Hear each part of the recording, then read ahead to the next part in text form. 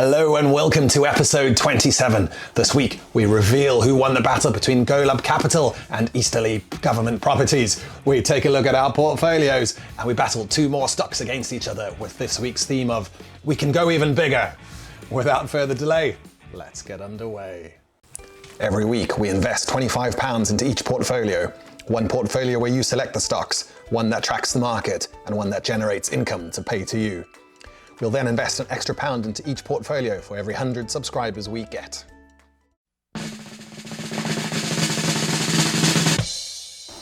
Maybe because nobody's ever heard of these companies before, I certainly haven't, but it was a very low scoring week last week, 2 votes to none, and even that flatters it because one of those votes were mine, but the winner was Golub Capital BDC. 3, 2, 1, go. Was a pretty bad one for our portfolios. The income generator was just about clinging on for dear life with a 0.1% positive return, but the benchmark was 0.5% down and the Battle Royale got absolutely annihilated with minus 2.6. This week, however, even worse, can you believe it? The income generator not managing to stay in the green, down 0.2, the benchmark down a whopping 2.5%, along with all the falls in all the other markets, and the Battle Royale taking the heaviest hit of all, a bad week for us, minus 2.8. Looking at the biggest movers in our portfolios over the last 7 days, a lovely return from Berkshire after some positive results in their earnings report. However, if you look towards the bottom of that, you can see why it's been such a bad week for us. Tesla down a whopping 13.3%, YouGov down 11%, and AMD down almost 10%. The main things to highlight, that was that good earnings report from Berkshire. P&G and Reddit both having insiders selling some of their shares, and Tate & Lyle and B&M further price target decreases. Next week to look out for, we've got earnings from Money Group and Black Rifle Coffee. Taking a very quick look at the Battle Royale's total returns, On the Beach has replaced Tesla as our top performer with a total return of 50%. That's amazing, and equally impressive rarely as Tesla's drop, because that was over 100 at 1%. It's a roller coaster owning that stock, and it's actually great fun, to be honest. Lots of fun, big movers. Spotify, Nichols, a few changes at the top there. Berkshire doing so well, it's made us 10% so far. Adidas, a surprise winner. That seemed to be a good pick over Nike.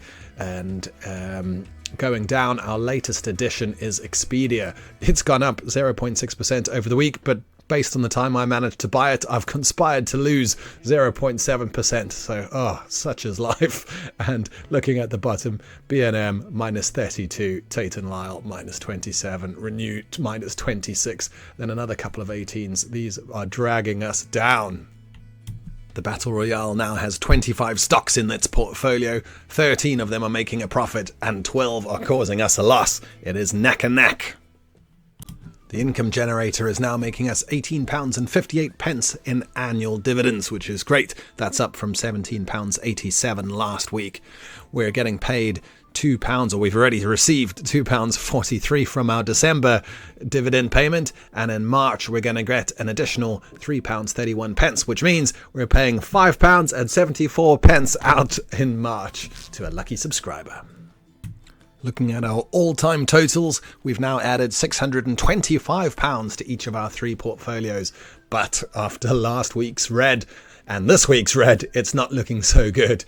The performance over last week, Battle Royale up 7.8%, very good, take that. The income generator 4.1% and the benchmark at 5.2%. This week, however, not so good. Battle Royale down a whopping massive amount to 4.6% overall. Income generator also fallen 3.6% overall. Benchmark also fallen down 2.5%. That is not good reading. Let's hope things turn around soon, but not before we've managed to put some more money in.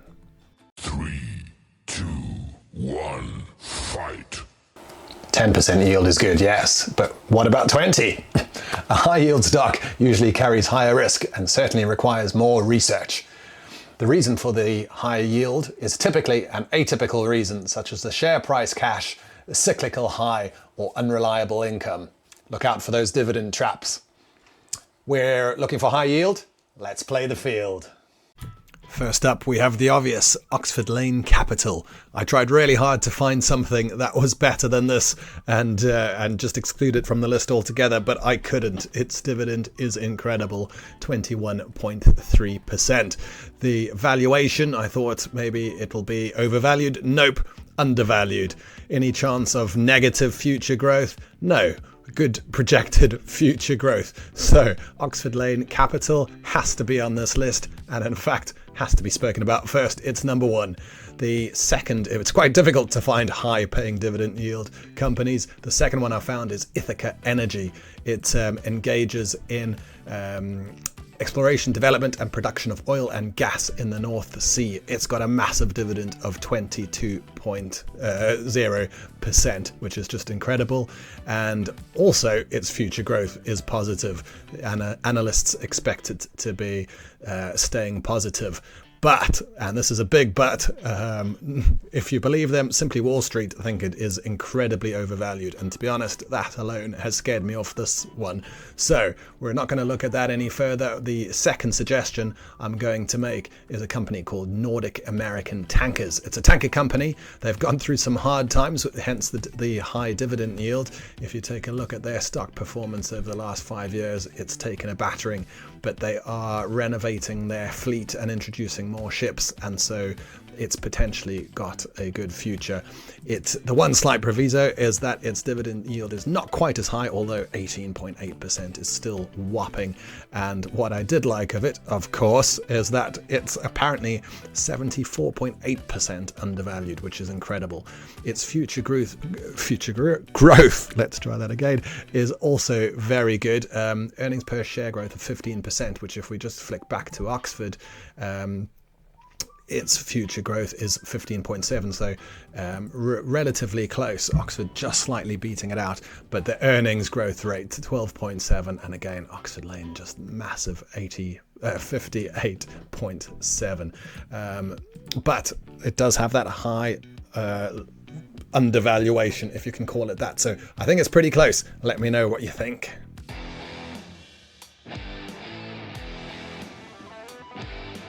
So there we have it. Those are the two. Which one do you think we should invest in? Which one do you prefer? Do you have any thoughts or comments on them? I've added each of the companies in the comments below. Just throw a thumbs up next to the one you prefer, and that's the one we will invest in no matter what.